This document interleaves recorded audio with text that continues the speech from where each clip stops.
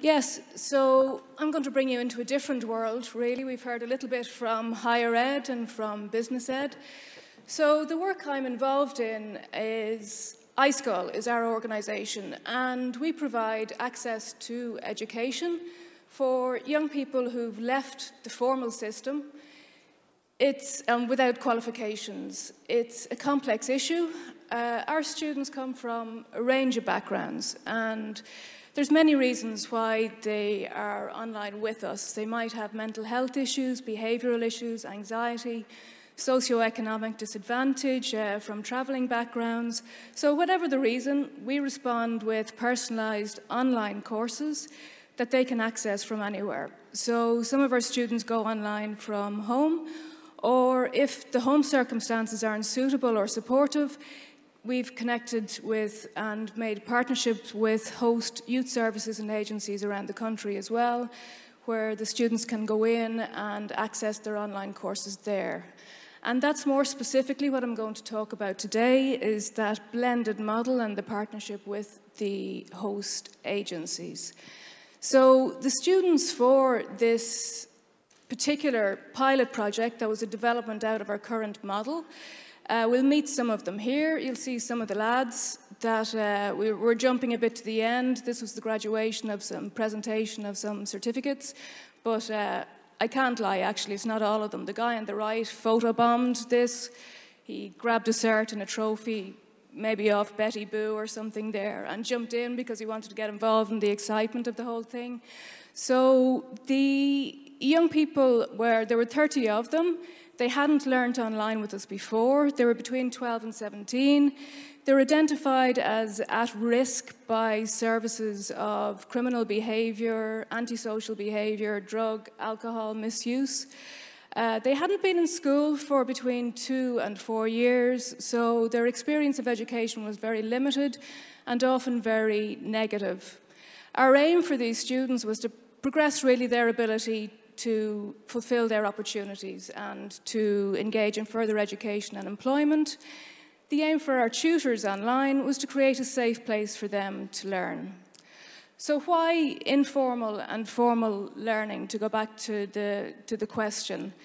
We had begun the process of bringing them together. We had personalised learning programmes that students could access in the learning centres.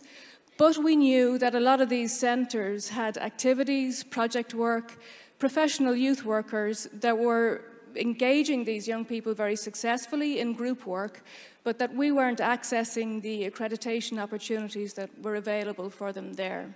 So we wanted to develop an approach that first tested online courses as that bridge between the informal and the formal learning environment, to see what impact that might have on student ownership of learning, and also to see what the boundaries between the roles and the responsibilities were for youth workers and tutors in online circumstances and in blended centre settings.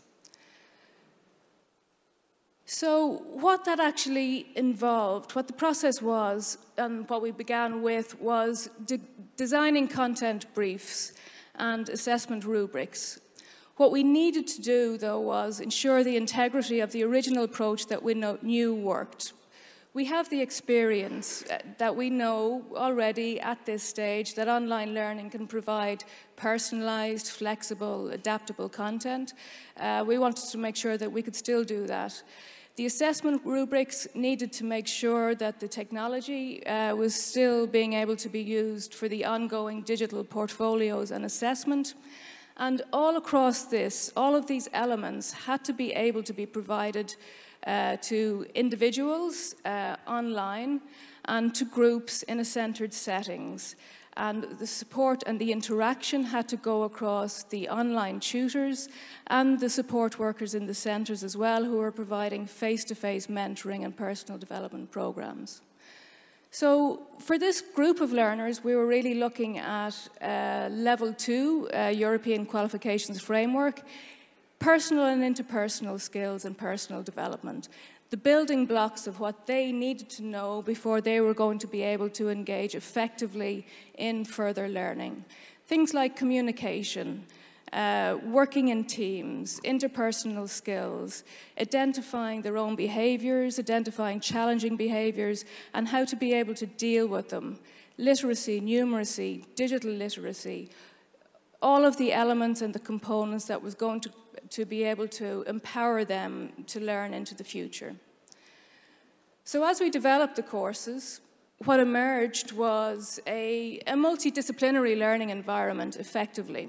So if you can imagine, the students were going into the centre. There was 6 centres across the country, so it was a national pilot. There was 4 urban settings and 2 rural settings, so there was a good spread across as well. The students went in 5 days a week for 3 hours, so there's an element of flexibility there. The informal learning environment allowed them to engage in a setting that they disengaged previously from a traditional school setting that had really set unrealistic and irrelevant expectations for these students. So they were able to go in for the first hour of the day. They went on to their own personalised learning plan, and this allowed them to get their headspace right. But it was also very important to them because you can imagine some of the content that we were looking at around personal development was very personal to the young person. So identifying your own strengths and weaknesses, your own challenging behaviours and how you're going to deal with them needed to be done in a way that they could just do it by themselves without being challenged in a group situation, and to be able to explore and acquire elements of their own learning in a safe way. They also had a range of literacy and a range of numeracy, so it was all the online piece for that individual 1 hour was self-paced. As they engaged with the content, the online tutors examined that evening the interaction with the content, and they would have a daily refreshed learning plan ready for them for the next day. And this is where project-based learning started to fit in beautifully for us, and we could see really the potential of it, because it embedded those pieces of integrity that I was talking about just earlier. It allowed the students to engage at their interests. They were deciding what they wanted to work on in the centres.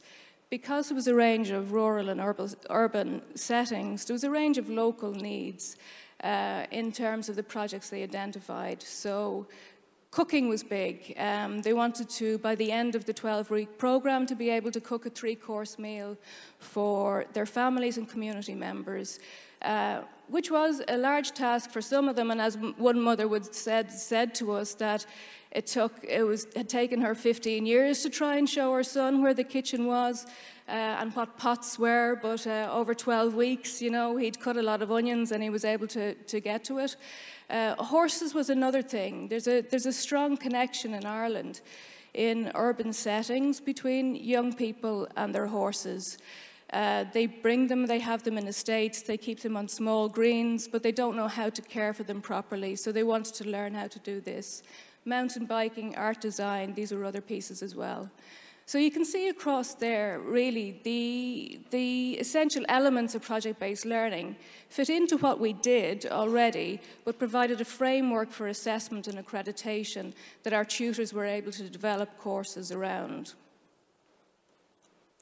So what that began to look like, really, was that PBL was a carefully designed approach. We had knowledge, skills, and assessment, but we also had attitude, and this was really important for the groups of learners. The division of responsibilities started to look like the assessment, and when we say formal learning in this context, what we mean is learning that's going to have an outcome of qualifications and accreditation. So they were able to acquire the skills, the resources, the pieces of information that they needed in their interaction with online content. They were able to apply them then in the 2 other hours in the group setting, apply them in the face-to-face work with the mentors. And for the assessment, the online digital portfolios allowed the 3 elements of assessment there, the learning journal, portfolio of outcomes, and the group projects, to be able to be recorded in a multimodal way. So what we did there was that the evidence was photographed, videoed, blogs that allow them to reflect on learning were able to be done by video, by audio, also by text if they wanted. And the planning and the facilitation of the group project was recorded on forums that was facilitated by the online tutors.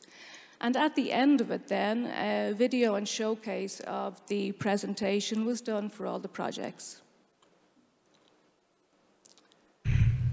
So the outcomes that we saw, maybe we could turn the sound down on that video. Yeah, it's not really necessary because it was one of the challenges. Mountain biking was another thing, and this was a challenge of assessment.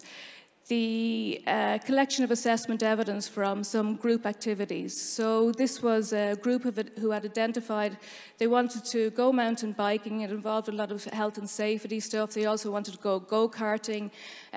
Oddly enough, there was no support worker in a centre who was putting their hand up to go down a mountain on a bike with a camera on their shoulder that showed the group doing the activity. So there was a kind of a messy element there, the collection of evidence. Some challenges as well was around the information transfer between the online tutors and face-to-face mentors, and the balancing sequence of group activities and individual learning plans. Effectively, what we saw in the challenges there was probably there wasn't sufficient training for the workers in the centres in the approach that we were trying to develop. So we would see the next step as really bringing together all that learning, and the next thing is to provide that professional development piece as well. The outcomes were amazing, I would say, in terms of accreditation. For the 30 learners, there was 24 of them that achieved 2 qualifications at EQF level 2 and 3 in personal development and interpersonal skills. Bear in mind, these were young people who had achieved no formal accreditation or qualifications previously. Another 2 engaged in the course didn't have the assessment portfolio complete, but they did the whole thing. And 2 disengaged from it, so did not complete at all. We measure success and outcomes in terms of progression as well, and this is probably the key to the puzzling title. And it's going back to what I was talking about and this strong connection with the horse that exists in many communities in Ireland and many urban communities as well. And I'm going to give you a fact now that I think I can guarantee that you've not heard any other time in the conference over the last 3 days. And that is that the horse equine industry in Ireland is worth 1.1 billion per annum to the local economy. That's very significant in a country when you think of the population of 4 million. How that's relevant here is that you can see, this is one of our guys on the left. This is the before picture. This is him on his horse in the city. You'll see this a lot in Dublin and Limerick and in Cork and a lot of places. It's more than an interest, it's more than a passion. This is their connection with the horse. They want to make a career out of it, and there's a huge amount of career development opportunities available in Ireland for it. The challenge for them is that, you know, you'll see him there, no hard hat, no saddle. This is how he's learned from when he's this high. This isn't going to get him into Jockey Academy. This isn't going to get him into the school to be able to provide employment. So the group he was with identified that they wanted to go to learn to ride in a posh riding school as they saw it, because they knew that they needed that ability to be able to get engaged in a system that was going to provide them with work in the area they wanted to work in. So after 12 weeks, you can see where he was at. There he is in a centre with the hard hat on, with the saddle. This is a big deal for them. Most importantly, being able to take instruction from someone in a riding ring. Maybe he could do with some work on the shoulders, but I think maybe that's the next course is the deportment on the horse, but you know, we'll see how that goes. But the essential thing here is he's now connected into a course that provides him with the next step to go to jockey school, which is the race academy in Kildare in Ireland. So it's allowed him from the start, where we were blending the online course accreditation that provided our young people with a safe place to engage in education in an informal setting. The successful outcome is accreditation qualifications for sure, but the real successful outcome is the ability for them to be able to progress and engage positively and actively in their own futures. Perfect. Thank you very much.